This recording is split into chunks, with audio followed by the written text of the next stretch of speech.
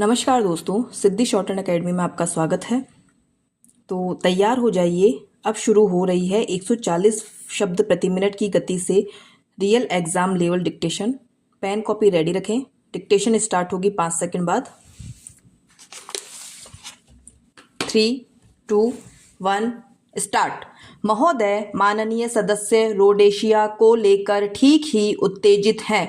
भारत सरकार पृथक हो जाने वाले शासन द्वारा अपने आप को गणराज्य घोषित करने के निर्णय को एकदम गैर कानूनी मानती है। सरकार रंगभेदी शासन के विरुद्ध विश्व समुदाय तथा अफ्रीकी राज्यों द्वारा उठाए गए प्रत्येक कदम को समर्थन देना जारी रखेगी। हमारा दृढ़ विश्वास है कि इस क्षेत्र के लिए किसी भी संविधान में एक बहुजातीय समाज में एक व्यक्ति एक वोट का सिद्धांत सुनिश्चित बनाया जाना चाहिए। हमारा यह भी अभिमत है कि ऐसी विश्वव्यापी कार्रवाई समवेत होकर की जानी चाहिए जिससे बहुसंख्यक अफ्रीकियों के शासन से पूर्व स्वाधीनता नहीं के सिद्धांत पर आधारित रोडेशिया की स्वतंत्रता की दिशा में प्रभावी कदम उठाए जा सकें। पैरा, हमारे सामने आज मूल विषय है कि हम किस प्रकार के समाज का निर्माण करना चाहते हैं।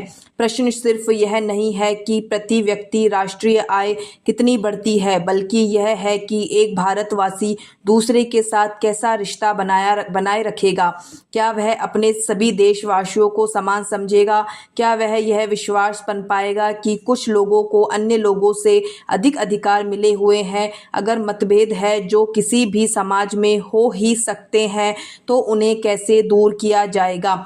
हिंसा का सहारा लेकर या बातचीत से और समझबूझ के साथ हमें जो कुछ विशेष मूल्य विरासत में मिले हैं, वे भूतकाल के द्वारा नहीं बल्कि स्वतंत्रता आंदोलन के दौरान महात्मा गांधी और जवाहरलाल नेहरू के नेतृत्व में हमारे प्रशिक्षण द्वारा मिले हैं। पैरा, मैं यहाँ यह पूरी तरह स्पष्ट कर दूं कि भारत का जो चित्र हमारे मन में है और हम जिन तरीकों के इस्तेमाल और उनके कार्यान्वयन के प्रति कृत संकल्प हैं, वे निश्चय ही वैसे नहीं हैं जैसे विपक्ष के माननीय सदस्यों और उनके दल के हैं। उन्होंने भारतीयकरण का उल्लेख किया।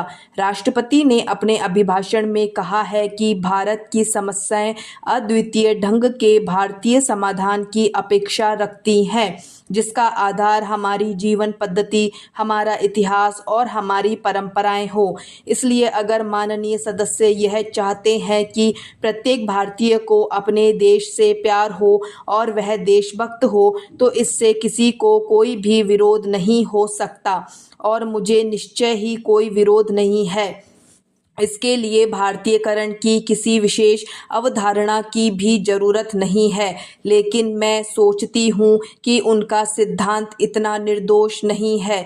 माननीय सदस्य किसी ऐसे उजागर नियम को प्रस्तुत करने के लिए अपनी शक्ति का क्षय नहीं करेंगे। उनका तथा उनके समान विचार रखने वालों का बहुत निश्चित उद्देश्य है। स्पष्ट है कि उन्होंने यह फैसला स्वयं करने का बीड़ा उठाया है कि कौन भारतीय है और कौन नहीं। यह मेरी समझ से बहुत ही घातक स्थिति है।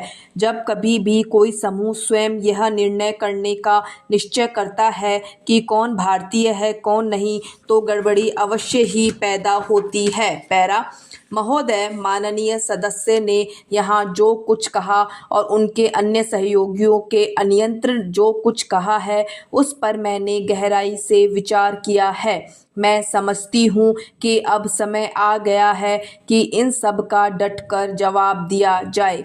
मैं कहना चाहूँगी कि किसी कथन की कसौटी यह नहीं है कि उसे हम स्वयं किस रूप में समझते हैं, बल्कि यह है कि हम जिस जनता के लिए वक्तव्य देते हैं उस पर उसका क्या प्रभाव पड़ता है।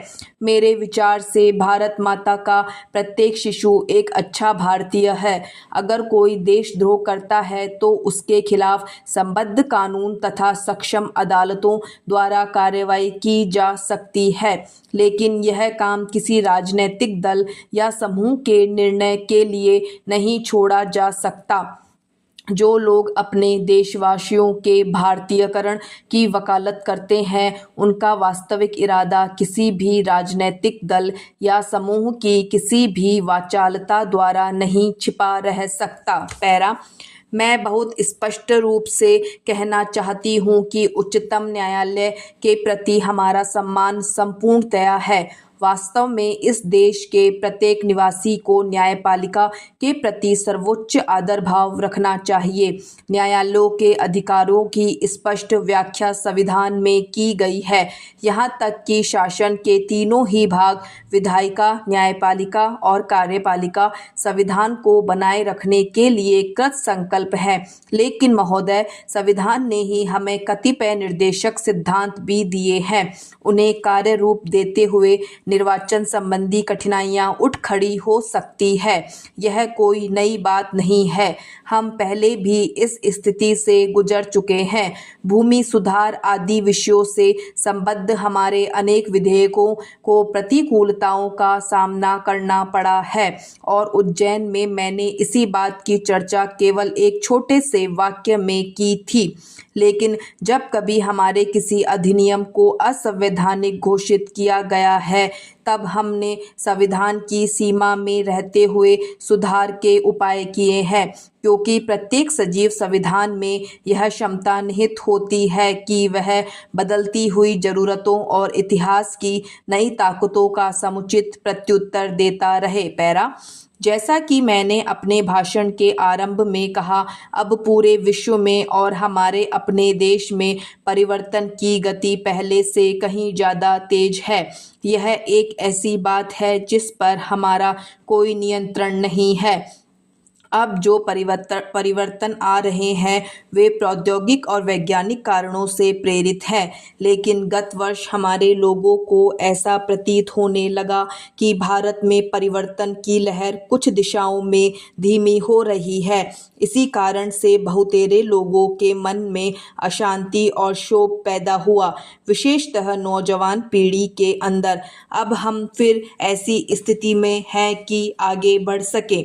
ऐसा कुछ नहीं कहा जाना चाहिए जो हमारे लोगों की अग्रगति को रोके, जो उनके मानस में संदेह के बीज बोए या उन्हें उनके निश्चित मार्ग से विचलित करे।